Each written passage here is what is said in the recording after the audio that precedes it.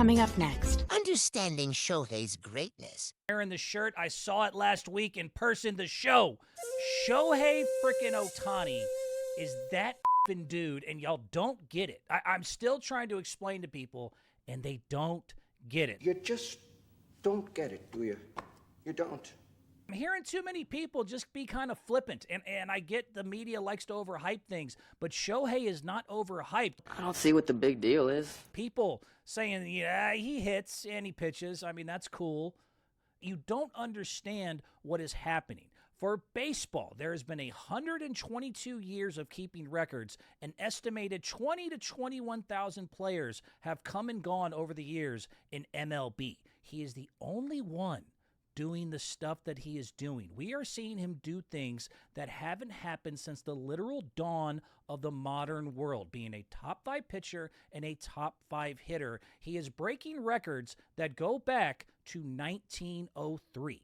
1903. Do you want to know what happened in 1903? I'm glad you asked, because it was a banner year. People were lining up at the St. Louis World's Fair because they wanted to see a light bulb, because 90% of the world did not have electricity yet. The Wright brothers were pretty proud of themselves. They had just invented the airplane. They had tested their first flight. Ford was pretty in a good mood. He had just sold his first car.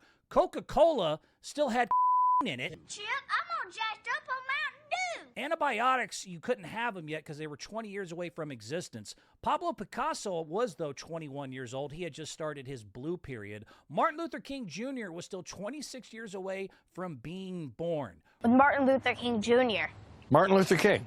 Records in Major League Baseball go back that far. 122 years, 20,000 players. Shohei frickin' Ohtani is doing things we've never seen. He's a one-man show. I don't know what to tell you. Regular season records. Let's just get through some of them. The 50-50 season, his first one. He became the first Major League player to hit 50 home runs and steal 50 bases in a year. Only one to ever do it. Then this year, he decides, I don't want to do just one side. I'm going to pitch and join the 50-50 club. He's the only guy ever, and will be for a very long time, to have 50 home runs and 50 strikeouts in a same season. You know, a lot of people like to bring up Babe Ruth. Just fun fact, Babe Ruth, the only year he hit 50 home runs and pitched, the most strikeouts he had was 2. 50-50, the so-called greatest, 50 and 2. Multiple unanimous MVPs. Nobody's ever done that before. And is probably going to do it this year, even though it's not official yet, where he had unanimous vote. Ask Ichiro and Jeter how hard it is to get unanimous vote for anything good in baseball. He's the only one to ever do it. I'm not done. He was the MVP in both leagues. Now, Frank Robinson also got that done in both National and American League, but he's only the second one to do that. So let's go back to things he's only done. Multiple 50-homer, 20-steal seasons. No one else has ever done that in 122 years of baseball. We're not even in the playoffs yet. Now let's get to the postseason, where he really likes to shine. Again, 9 times on base in a postseason game, Game 3 of the World Series.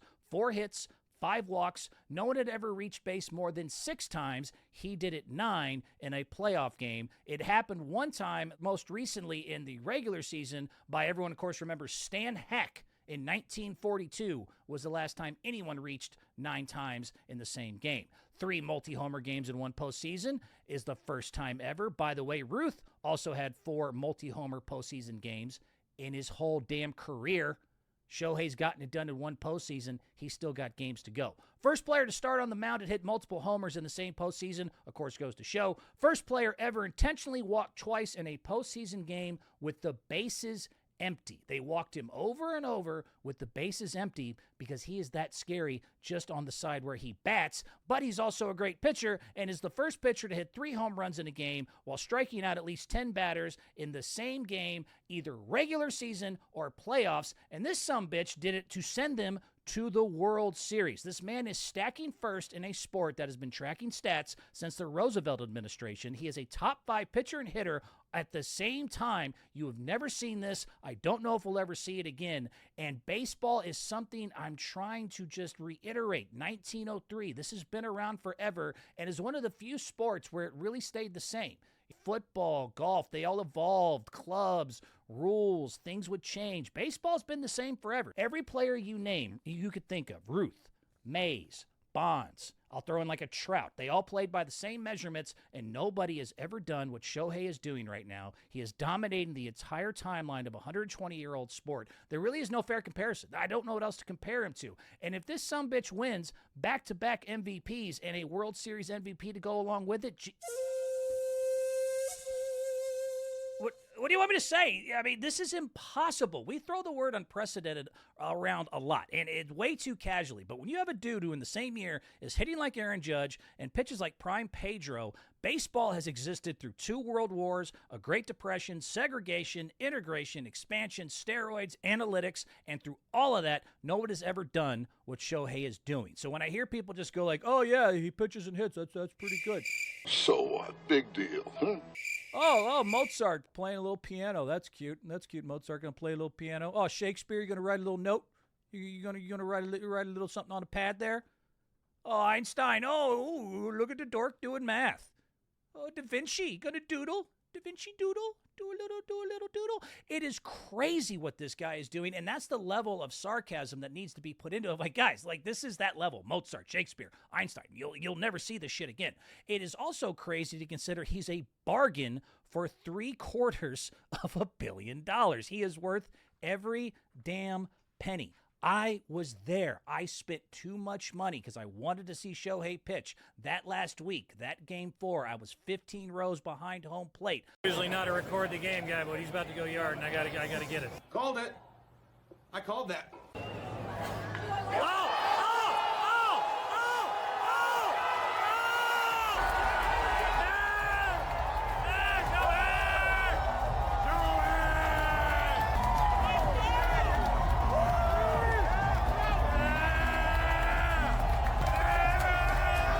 He saw the future.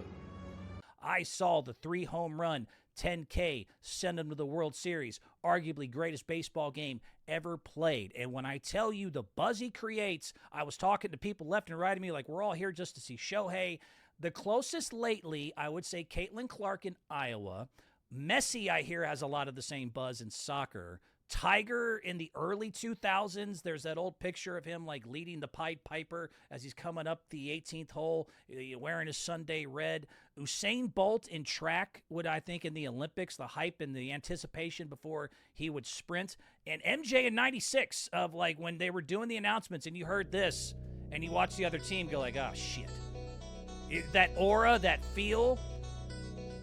He's the closest I've seen to that. Shohei Ohtani is a $700 million bargain because you never know what you're going to see. Just like I expected to see some cool stuff, but I didn't expect to see the greatest game ever played. And the crazy part is that's only one of his 3 of greatest games ever in MLB history. He doesn't just have greatest games. He has 3 of them. He does it when the lights are the brightest, which is probably my favorite thing about Show. When you consider last year when he joined the 50-50 Club, September 19th, 2024 versus Miami, he didn't just join the 50-50 Club. He went 6 for 6 that day. He hit 3 home runs. He stole 2 bases. He drove in 10 to become the founding member of the 50-50 Club, 50 home runs, 50 stolen bases, the only one to do it since 1903. Fast forward to the game I was at, October 17, 2025, versus the Brewers. 6 innings pitched, 2 hits, 0 runs, 10 strikeouts, and goes to the plate and hits 3 for 3, 3 home runs. That second one, I don't think is still landed yet. We watched that thing. That thing was a freaking rocket ship. He didn't just send the Dodgers to the World Series. He redefined what a complete player in baseball looks like. I was there, like I said, with everyone. We were losing. I mean, we were going apeshit, just losing our mind. It was the coolest, most rewarding thing I've ever spent money on a ticket was watching Shohei do that. But just in case that wasn't enough, just the other day, World Series Toronto reaches base 9 times. 9 times he successfully reached base in one game. 2 doubles, 2 home runs, 4 intentional walks, 3 of those with the bases empty, and another walk was just for good measure. But just to give you, at least to help you understand, Blue Jays manager John Schneider started walking him on purpose to get to 2 first-ballot Hall of Famers in Mookie Betts and Freddie Freeman. Freddie Freeman is now the only guy to have 2 walk-off home runs in a World Series. 2 of the greatest clutch hitters and first-ballot Hall of Famers, they didn't even think about it They didn't even consider doing anything else. They just said, dude, walk his ass. Why don't you just give up? This guy can't stop hitting the ball. This is out of control. They decided, and nobody questioned it, by the way. Blue Jays fans, announcers are like, hey, right, yeah, you better walk Shohei. This dude can't miss. They walked Shohei with the bases empty intentionally in the World Series. They did it 3 times in a row, and everyone said, yeah, that's the rational decision. Just give up. Just surrender. Just let a guy who gets 50 stolen bases on base with 2 Hall of Fame hitters behind him. That is your best chance at pulling this nonsense off. And throw all of that in with the fact that he's already made them their money back. People just look at that contract and go, Jesus Christ, $700 million. That's a lot of money, even over 10 years. He already made it back.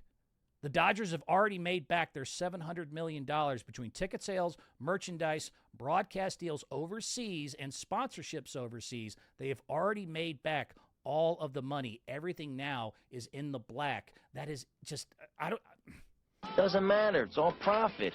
Oh, y'all aren't hearing me. And then you go to the ratings, and baseball, who had struggled for ratings a few years ago, now between U.S., Japan, and Canada combined for over 30 million viewers the first 2 games. To give you an idea, other than the Super Bowl, there's really no other professional sport that has touched 30 other than Jordan back in the 90s. That's the last time I've seen 30 million on average watch anything of the major 4 sports in the finals, not named the Super Bowl. Oh, it's kind of cool. He can pitch and hit. That's pretty cool, I guess. So this dude is just doing things you'll never see, maybe ever again. $700 million may sound like a lot, but he's not just a player. This dude's a one-man economy. He's the face of 2 continents. He's the reason most of us are tuning in when we said we'd stop watching baseball. He has already given the Dodgers their money back. He's broken records older than flight and has turned every game basically into a cultural event. You get to pay to witness it. I was there for it. It is unbelievable. The only question left is already where he ranks in the current generational Immortals. That's where we're at. And if this dude wins the World Series and gets a World Series MVP to go with it, it'll make for an even more interesting conversation. But I thought about this, and I called this segment Best in Show.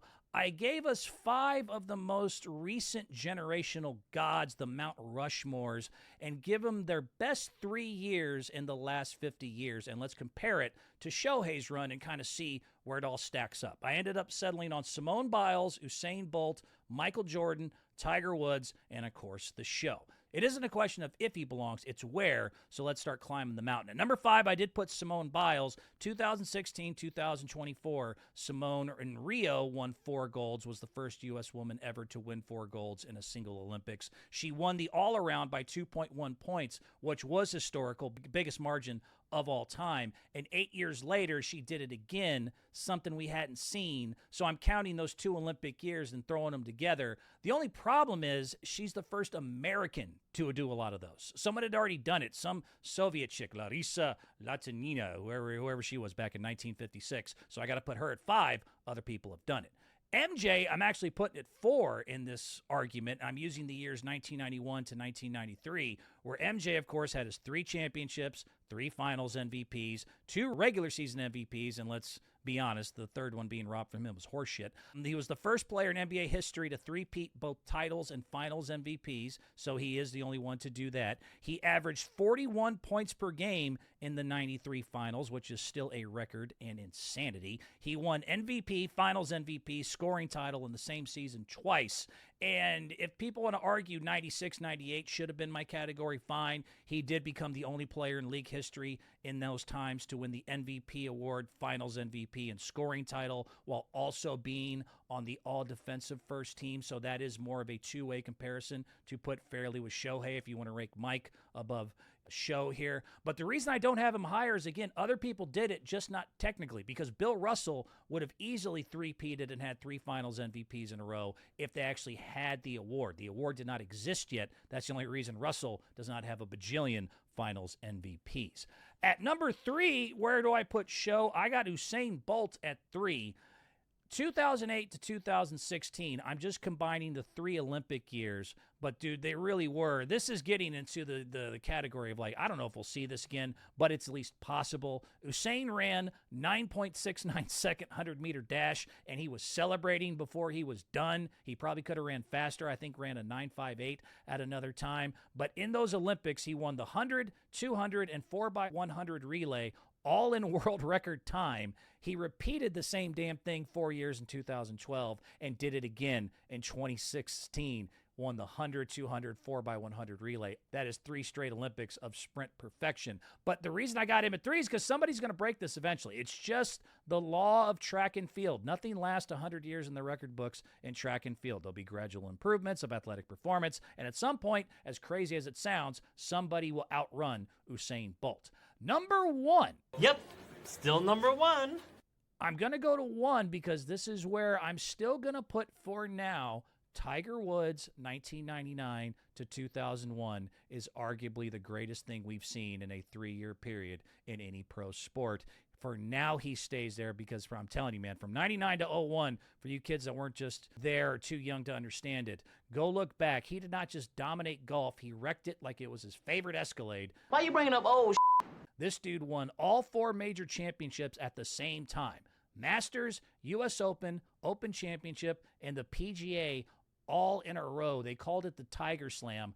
I don't know if we'll ever see that ever again in the history of ever. Golf is a whole different thing of difficulty and consistency. It is hard to do. He won that 2000 U.S. Open that year by 15 damn strokes. This is not him playing his buddies. He beat all the other pros by 15 strokes. That was the biggest margin in all-time major history. He was also the youngest ever to complete the Grand Slam. I still have him at number 1. However, for now, I will have Shohei at 2. But this dude, if he wins World Series back-to-back, which is also kind of rare, an MVP unanimously, and also the World Series MVP to go along with it, it could change things. I mean, this is truly a run for the ages right now. I mean, like I said, 2024, 54 home runs, 59 stolen bases, the first 50-50 season, to follow it by pitching with 55 home runs and 50 strikeouts as a pitcher. It's a different kind of 50-50 we'll never see again. The closest one more time was the great Babe Ruth. He had 50 home runs. He had 2 strikeouts. Shohei had 50 plus. He would have more, by the way. He just got his arm hurt. That's in 122 years of playing, over 20,000 players. He hits like Babe. He pitches like Pedro. And if the Dodgers win another World Series and he takes home World Series MVP, it might be the fact that we are seeing the most impossible, rarest run you will see in sports, at least in your lifetime, unless we're like Ricky Bobby, and thanks to modern medicine and stuff, we'll get to live to be 150, 200 years old. I mean, it's not crazy to think I can't live to be 245, maybe 300. I don't know. Other than that, that's what you're witnessing right now. Biles bent gravity, Jordan owned the air, Bolt erased time, Tiger broke golf, but Ohtani, this is not glazing. Like, I want to, some people are like, oh my God, you're just glazing. Dude, glaze this. Seriously, Mozart. Oh, you playing a little piano? Oh, I should look Shakespeare. Oh, you writing another story, dork? I don't understand. This is Einstein doing math. This is Da Vinci coming up with one of his bajillion arts or inventions or whatever the hell Da Vinci did. Shohei is that level. You guys really need to watch it. You got a couple more games left to do it. Let's see if he's able to complete the whole thing. But God dang it, that was... And being there for it, there's no one creating or doing what he's doing, the buzz, the money, the whole damn show. He's the whole damn show. That's why I'm wearing the shirt today. Shout out to Ohtani. Tricky Guy Sports. Full episode online now. Subscribe or the joke's on you.